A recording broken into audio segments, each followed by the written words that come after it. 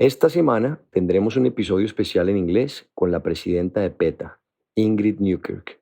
La próxima semana volveremos con la programación usual en español. For millennia, human beings believe that everything that exists on Earth, including the other living beings that live on it, is at our service. We kill animals to feed on their meat. We steal their babies' milk and remove their fur to keep us warm. Unfortunately, science has also sometimes contributed to the torture of many living beings. In 1981, a scandal shocked the world. Alexander Pacheco, an activist for the defense of animals, infiltrated a laboratory for the Institute for Behavioral Research, located in Silver Spring, Maryland. Pacheco discovered the terrible conditions in which 12 macacos lived, whose afferent nerve fibers were cut to study the use of their limbs without being able to feel them. The photo he took traveled the world. In it, a macaque was seen tied by its legs while a tube pressed on its neck. However, despite the obvious pain that was seen through his body, it was his face that generated the most impact. The resignation in the eyes of an animal that probably never knew freedom and lived only for human experimentation. The complaint made by Alex Pacheco, who was also co-founder of People for the Ethical Treatment of Animals, PETA, put this organization that fights for the defense of non-human animals on the planet's radar. They're not food, they're not shoes, they're not a test tube, they're not something to stand on their head wearing a headdress in a circus. They're like me. And so that's the message we have to put out, and we have to ask people, use the power of your purse. She is Ingrid Newkirk, current president of PETA. Ingrid has dedicated her life to activism and the promotion of animal rights. Her message is not personal. It's that of thousands of people who claim that animals are not ours to experiment on, eat, wear, use for entertainment, or abuse in any other way. My name is Nicolás Ibargüen. I am a journalist, environmentalist, and nature lover. But above all, I am convinced that we must change the relationship we have with the earth and the living beings we share it with.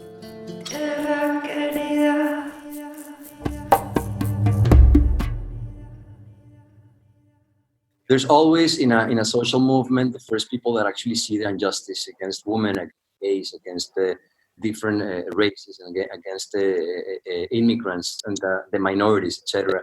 And there's always the first ones actually that see injustice. And for them, when they speak out, they are always considered extremists or radicals, and they have to actually push back really, really hard. And Ingrid, of course, is starting this movement. I mean, if we at some point were actually, our society was seeing slavery as a normal thing, or the fact that women have less rights than men as a normal thing. Imagine, I mean, now this fight is for animals. We think animals have less rights than we do. And Ingrid started this fight just with a few other people that actually saw the injustice at the beginning. So I was asking Ingrid how difficult it was for her at the beginning to actually put up the fight when no one was asking or considering that we actually were being unjust and unfair with animals, with other beings that are sentient beings that actually suffer and feel pain and everything else. So, well, when we first began, you're right, people thought it was lunatic to consider that other species had feelings like our own. A lot of people thought that animals were objects and their feelings didn't count at all. They were here only for us to use. So when we started, we said, no, animals aren't ours. They don't belong to us. They are other nations, other tribes. And just as you have prejudices in the past and even today against human beings from other countries, other religions, men against women, transgender, which wasn't even an issue then, these are just biases. These are just prejudice born of ignorance. And so we knew we were telling the truth. And that, with any movement, is all you ever need to keep in your mind. It doesn't matter what other people say. If other people throw stones at you or are rude to you, I mean, throughout history, people who I look up to as heroes, like Sojourner Truth, a young Black woman many, many years ago who used to go into meetings of only white men, because that's all there was, meetings of white men, and stand there and say, you know, I am a living being. I have feelings. I am not a thing that belongs to you. And she had 2 strikes against her. She was Black and she was a woman. And they laughed at her. They threw things at her. They tried to burn down her boarding house. And yet she knew she was right. And so she kept on saying, no, I have feelings. I have rights. I want your respect and your consideration. We said the same thing for animals. And I look back at other other movements, and I see that they must have felt it was hopeless when they started. But you look back and you see the strides that have been made with child labor, with all sorts of things, with slavery, human slavery, and the way women were thought to belong only in the kitchen and the bedroom. Their husbands could beat them. They couldn't own property. They couldn't go out by themselves. You know, all these things have had to change because people said, this isn't right. So if anybody is saying anything and they are getting some flack, some stick, some criticism, some mockery for it, I would say, remember, it's not personal. It's not about you. You are threatening people with the facts. And so be strong. Don't pay any attention to people who haven't got the message yet. Just try to be convincing, try to tell the truth, and in the end, you will see strides made. And in the 40 years we've been doing this, we have seen enormous strides. We've had death threats, animals' heads thrown outside our door at night, animal organs mailed to us, all sorts of disgusting things done. But it hasn't altered the facts. The facts are the same, and more people now understand because you talk about them and they see the videos of animals. They know who animals are more. I have a book out now called Animal Kind, and it's remarkable discoveries about animals and wonderful ways we can help show them compassion. And that is what people today, not 40 years ago so much, but today are actually starting to realize is the truth. You have the fight a little bit is tougher for you than for any other movement, because at least before the ones being oppressed, at least they actually had a voice. They actually could stand behind a leader and say, hey, what you're doing is unfair against me, it's unjust, I mean, you're being unfair against me. But in this case, animals don't have that. So it's another disadvantage that you have in this movement. So, how has been that extra difficulty for you? How do you see that going into the future? You're right. It's very, very difficult. But, you know, slaves, they could say they didn't have a voice either. They were kept in shackles, in chains. They were shot if they tried to run away. And they did rise up, whereas animals are never going to rise up. I mean, a tiger might bite an entertainer, or some animal, an elephant, might crush a man with a bullhook who is prodding her. But no, they can't organize. And there are so many different tribes of animals. They do have language. They do speak. They speak to each other. In the book, I talk about the amazing communication networks they have. Elephants talking subsonically to other elephants. It's not just noise to them. They actually know the meaning of what's being said. Tree frogs can drum out their messages. The dog in your home knows 300 words on average of your language without ever being taught one. And we know none of theirs. But you're right. They can't unite, they can't organize, and they can't overcome us. So all of us are so important. Each one of us is a powerful person who must take up the animal rights cause. We have to speak for them. one of the ways we do it is we take out big billboards and we'll have a picture of an animal who you can see. That's, say, a cow looking at you. And she has the most marvelous, expressive face. You can see that she's sensitive and she's intelligent. And the words on the billboard will be, I'm me, not meat. And so we do that. You know, I'm not someone's sweater. I'm an individual. I am not a laboratory tool. I'm a person.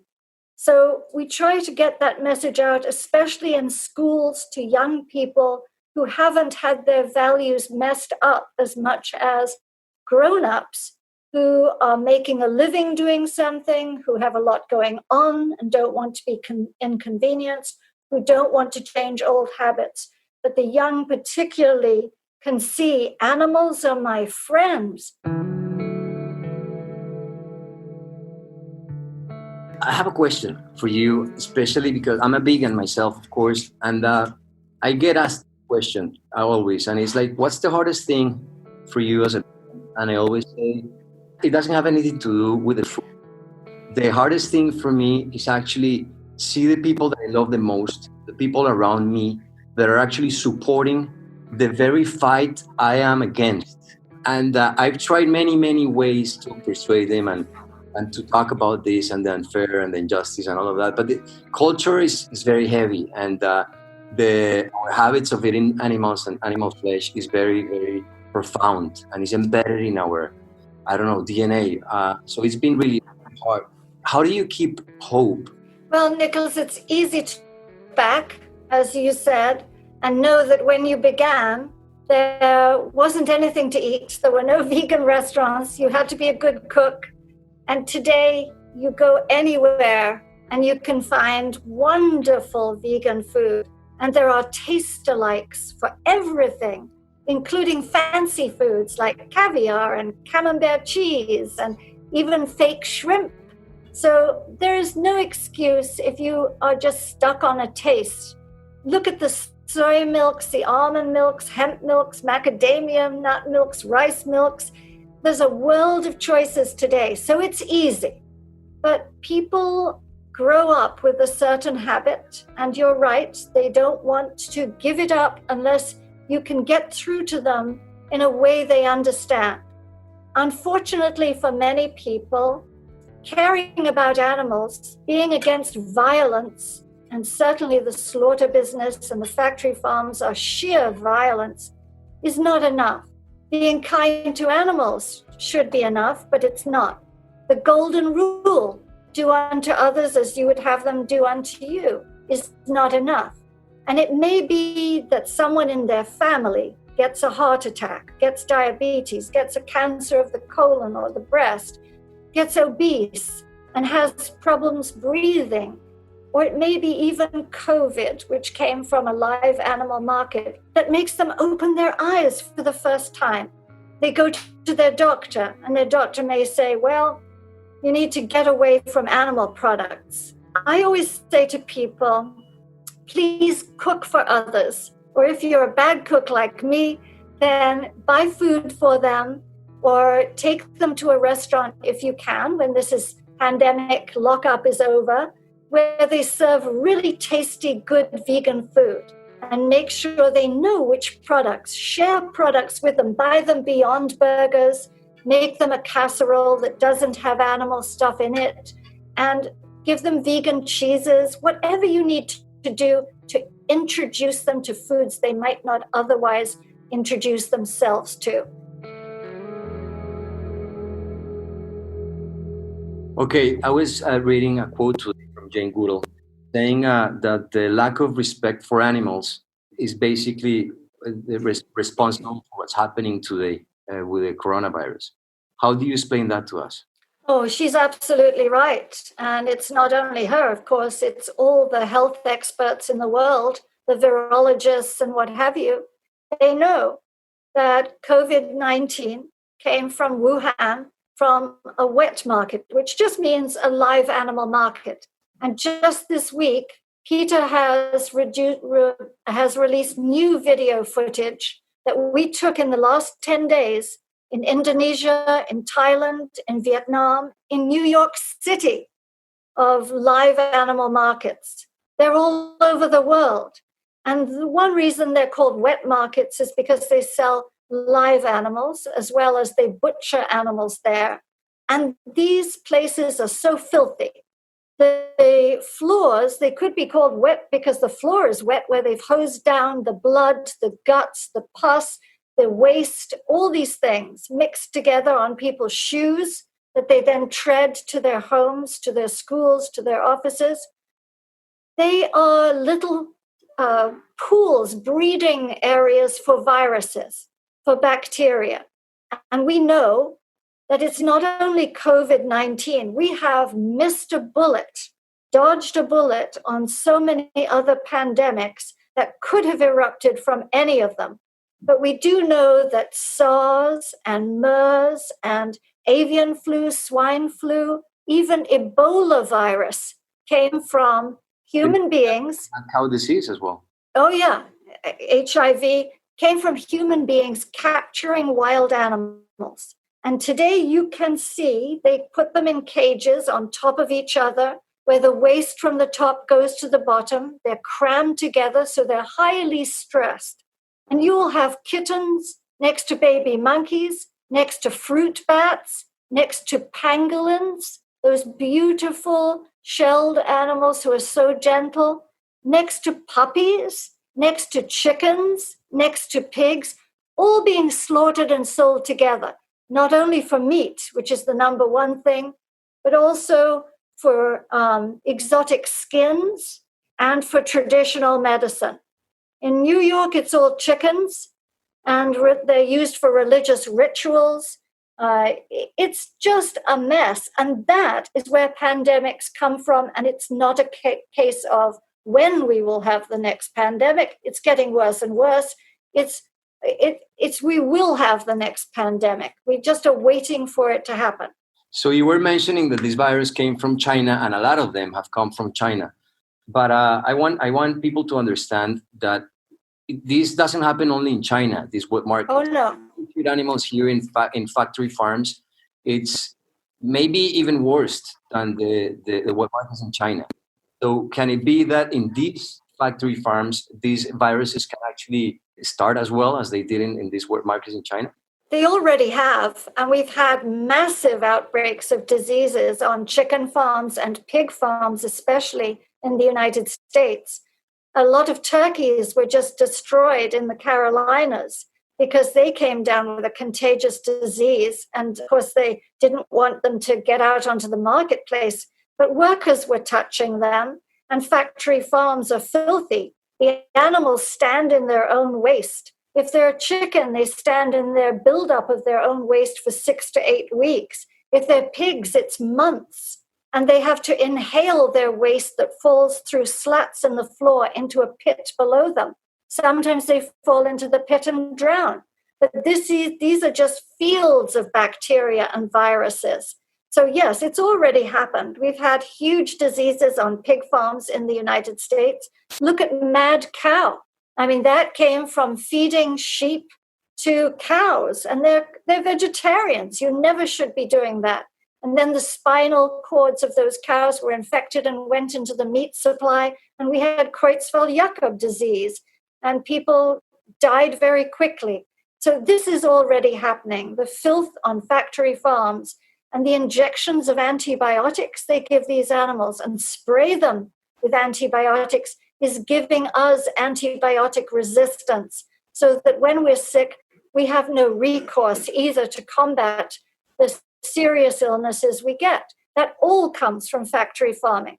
Yeah, and I think it's like it's a crazy number. It's like 50% on antibiotics made in the United States are used on animal farms, right? Yes, what happened in World War II when there was a food shortage is, for the first time ever, people started to crowd animals together in sheds. Before that, they had been out roaming on fields in the fresh air.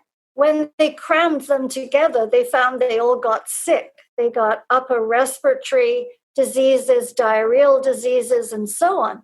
And so the pharmaceutical companies that make antibiotics bought out the farms. They're all linked now. And 50%, as you say, of all antibiotics go into the animals. And that is passed on to human beings in the milk and in the meat and in the eggs.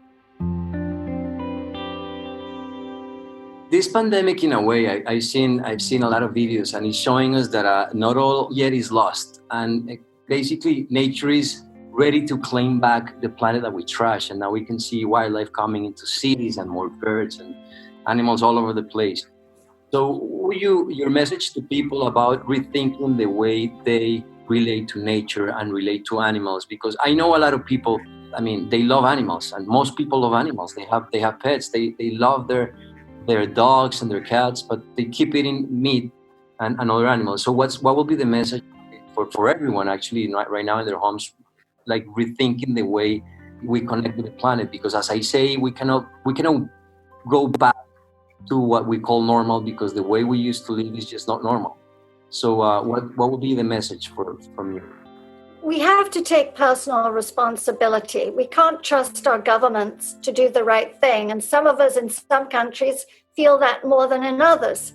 But we have to be grown-ups. We have to recognize who animals are, and that the dog is probably less intelligent than the pig, that a chicken has a personality, that in my book I go into all the things they can do that are just jaw-droppingly, incredibly impressive.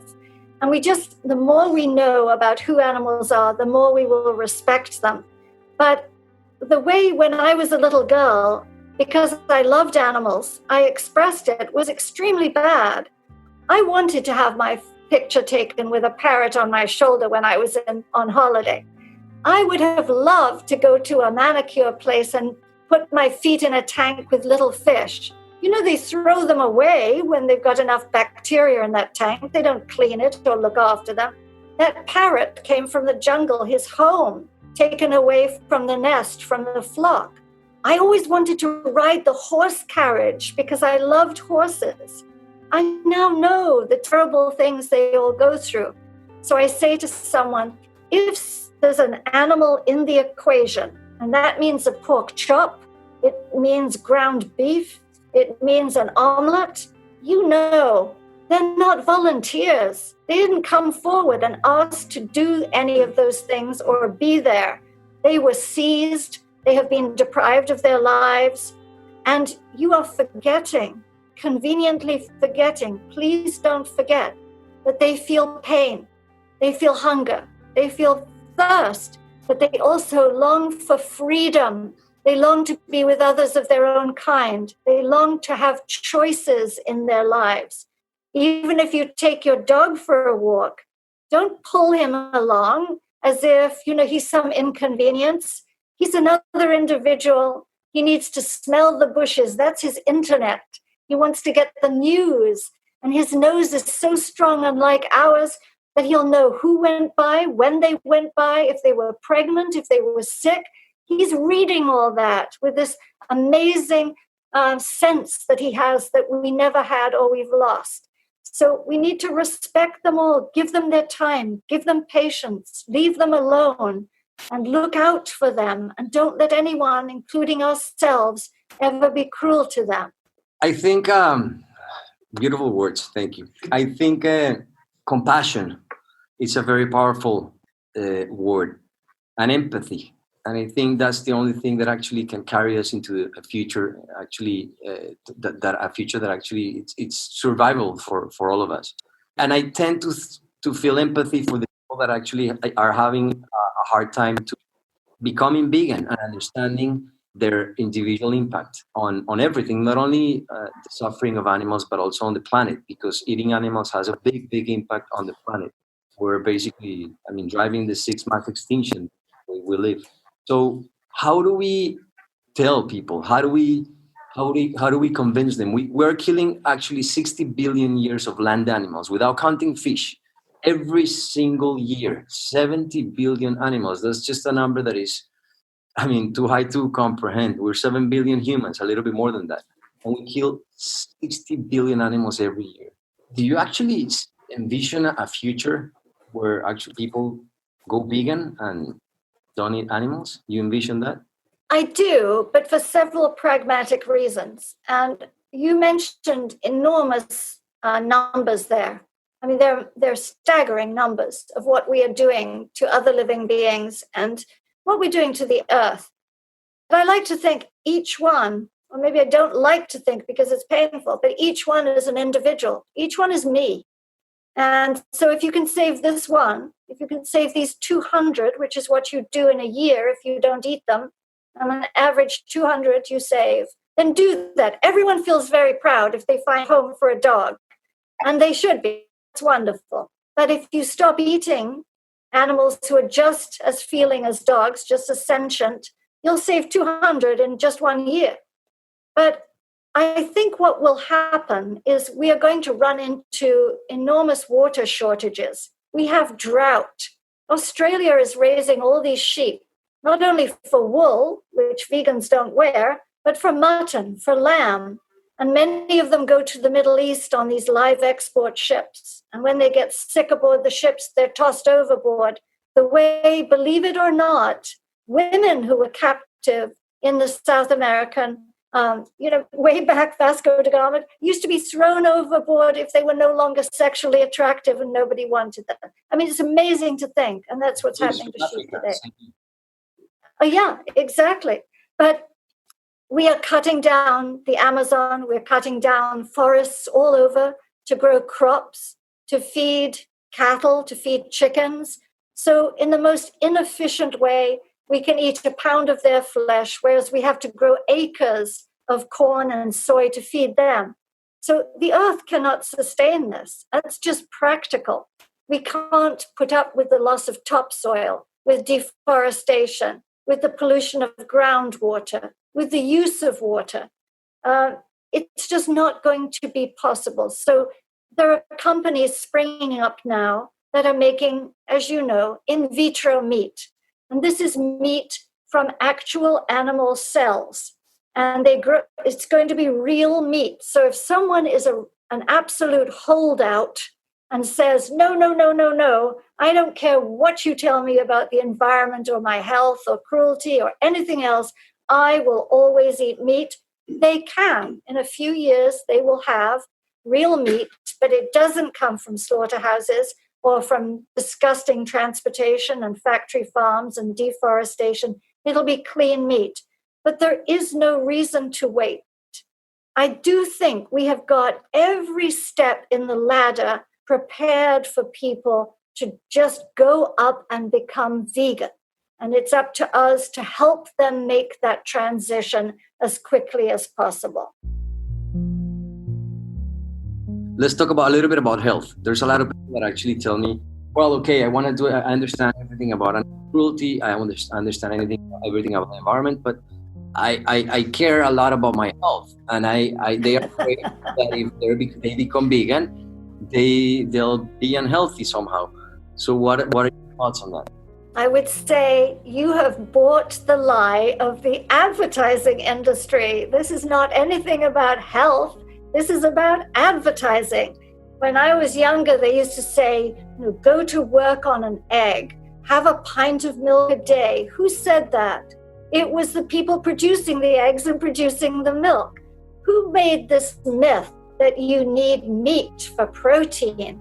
There's much more protein in beans. You can have pinto beans and black beans and lima beans and chickpeas, and you'll have much more protein.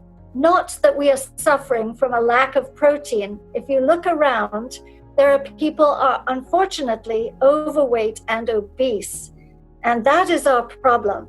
So if you want to be healthy, you can just go to something like the Physicians Committee for Responsible Medicine website, pcrm.org, and there is all the physicians' health advice that you could ever want. And it will tell you, if you want to lower your blood pressure, don't just pop a pill. That'll have side effects that will come back to haunt you. If you have high cholesterol, don't just pop a pill. If you have impotence, don't pop a pill. It means your arteries are clogged. and they're getting clogged with all the fat and cholesterol from meat and dairy and eggs. An egg is like a cholesterol bomb. A glass of milk is just loaded with fat. Even low-fat milk is full of fat. So you need to get away from it all and know that there is no cholesterol in any vegan food, zero. And there is no fiber in any meat or dairy product, zero. So you're eating the wrong thing, which is making you sick, which is giving you heart attacks, cancer, stroke, all these other things, and will make your old age miserable. That is not how you want to die. I'm 70. I don't take any pills, any supplements. I've been vegan for 40-some years, and I think I'm doing okay. Yeah, occasionally I fall down and break something, but that's just because I'm a klutz. Yeah, I always ask myself, hey, at what point in life did we decide that to drink another animal's milk was something that was going to be healthy for us? I don't understand that part, but anyway. Well, we have a wonderful video. It's on our website, and we do a taste test of milk, and we have people come up and taste it, and they say, oh, this is nice. This is, really super rich and so on. And in the end, they say, what kind of milk is it? And we say, it's dog milk. And they spit it out. Yeah, and they're so upset. And you say, well, excuse me, why would you drink milk from one animal, a cow, and not from a dog or a rat or a giraffe or a monkey? Why? Who told you that a human being needs to drink milk from a cow that's meant for her baby, and you take her baby away and make veal out of him so that you can steal that milk and make it into pizza topping or some rubbish? I'm a big believer in the power of the individual. I think we as human beings, each one of us, have a lot of power to change things. And I'm a big believer of that, because sometimes I get asked this question like, yeah, but it's me that I'm just having a hamburger, what impact I'm going to have, or a chicken finger or whatever. But I'm a big believer in the power of the individual. And I always keep telling them, hey, the amount of power that you as an individual you have today compared to a human being 200 years ago, you'll be a superhero right now just because you have access to fossil fuels. So I really believe in the power of the individual. What's your message on that? Well, I think you could ask anybody. Name 6 individuals who have changed things. They were only one person, whether it was Martin Luther King or it was Cesar Chavez or it was Nelson Mandela, Sojourner Truth. I mean, you have no problem just rattling off people who've changed the world. But people think, oh, well, I'm not like them. You are.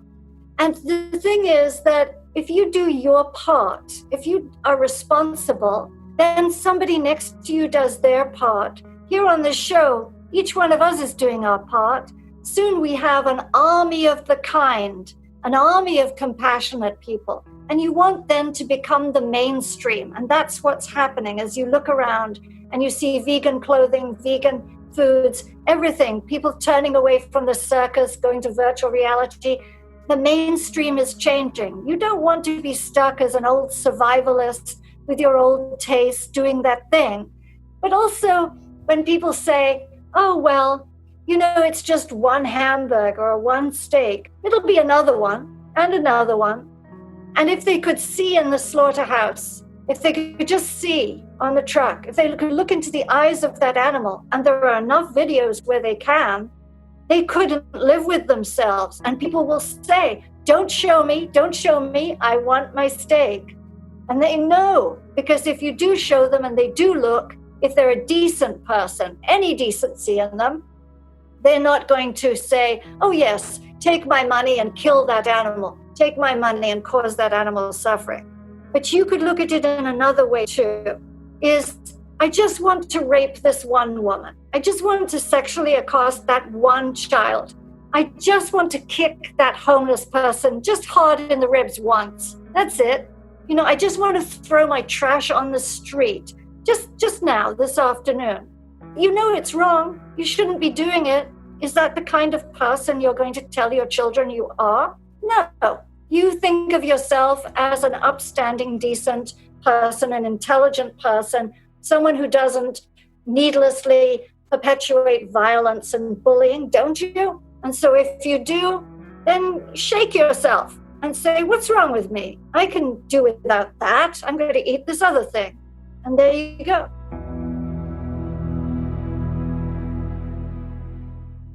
Okay, let's talk about, because I totally agree with you, just the power of us just making decisions of not doing that. But let's talk about the power of activism, because nowadays I think that, we're too many. And in order to change the way we live and make this world actually a sustainable world, so our children can actually grow and knowing the nature that we had the luck, I guess, to know, even though we already received a degraded world, I think the future will look worse than that if we don't change the way we live. So I think we need a little bit of activism from everyone. So tell us about the power of that, the power of activism, because you guys are experts of that. Activism is so easy. You can incorporate it into almost everything you do. Your conversations, say you're at the supermarket after this lockdown is finished, and you pick up a vegan product. Instead of just putting it in your shopping basket, draw attention to it. Say to the person at the checkout, I just found this. Someone next to you will hear it say, I just tried this. It's fantastic. It's a vegan product. If you're in the elevator, you can admire something that someone has and say, oh, that's a faux fur collar on your coat, isn't it? That's fantastic because I hate cruelty to animals. Or you can say, what do you think of these shoes? I just got them. They're my first vegan pair of shoes. Do you like them? During even this time, we're asking people, put a sign in your window, apartment, house, that people can see if they're driving by or they're passing by, that says something about against speciesism, against human supremacism, respect for animals.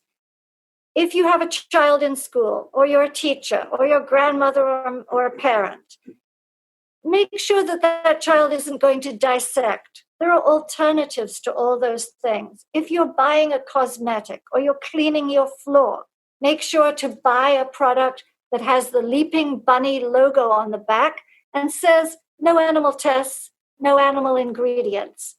If you're buying a face cream, you don't want a slaughterhouse ingredient like placenta or hydrolyzed animal protein in that, so read the label.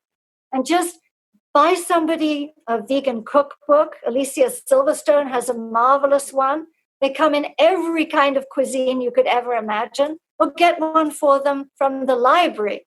And as I say, cook for them. If you have a baby shower or anything like that, make sure the gift is maybe a little gift of stock in a company that's vegan, that's growing. And if somebody asks you, what would you like for your birthday? And they're not vegan, I learned this from someone in my office. He didn't have any money. His sister had her birthday. He had to get her something. And he decided, I'm always teasing her about being vegan. For her birthday, I'll go vegan for 2 weeks. And it was the best present he could have given her. She was so happy. So if someone asks you, what do you want for your birthday? Say, I'd like you to go vegan for 2 weeks. Can you do that for me? And then it may stick. They will probably stay with it because they'll feel better inside and out. You mentioned a word that I would like for you to explain to everyone, speciesism. Well, we are one species, the human species. And it's like saying one race. What difference does it make? What other species or what other race another individual is? And what is wrong with speciesism? Like what's wrong with racism or sexism or any of the isms, is that you think you're so special that you can look down at others and you can disrespect them.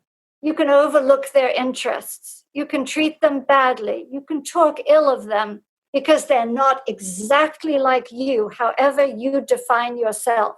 So it's against human supremacism because we've come to think of ourselves, human beings, as some kind of gods And then we think of all the other species as just here for us to exploit. They are hamburgers on the hoof. They are handbags that haven't been skinned yet.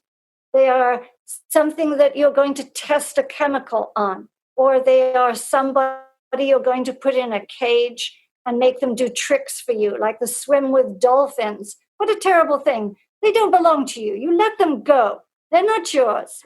So against human supremacism means that you recognize that supremacism itself is wrong, and there is a principle that guides all movements against oppression. The victim's identity is not important, but what you do to that other is. And so be sure you are not expressing yourself through racism, sexism, speciesism, ageism, any of those things. We are one great orchestra of life, and everybody may play a different instrument, someone once said, but we should all be in this together and respect the others. Another question that I get a lot is that I have a baby, and people, mothers with newborns, they want the best for their baby, so they're very afraid of not giving what the doctor recommends, like milk, chicken as soon as they can eat chicken, and I, of course, I keep telling them, and I have a 2-year-old, and he's vegan, and he's the healthiest kid you can never. It's beautiful and strong and everything, but it's a tough conversation whenever you have someone with a newborn, because of course a mother wants intuitively the best for their newborns. So what's the message for people that actually hear that have kids, newborns, about? Well, if you can breastfeed, of course, at the beginning, breastfeeding is best, but make sure your own milk is pure, which means you should be vegan. So you won't have those antibiotics and those chemicals and those other drugs that are fed to chickens especially, and to other animals. And, there are so many hormones that are fed to chickens and cows now. That's the last thing that you want to be putting in your baby. But mothers are going to want good, solid medical advice. And that's why I go back to Physicians Committee for Responsible Medicine website. They have pediatricians, they have nutritionists, and they will map it all out for the mother. It's there on the website. Most doctors, ordinary doctors, sad to say, do not even get 1 hour of nutrition education in their medical education, not even 1 hour. So all they're doing is saying what they heard in advertisements, the same as we heard in advertisements. And so, most of them don't know. And so go on the website and have a look. We are running out of time, aren't we? Okay, Ingrid, thank you very much. Everyone loved your talk. I appreciate it again. Thank you very much. See you one day. See you. Bye. Ciao. Thank you so much. Bye. Ciao.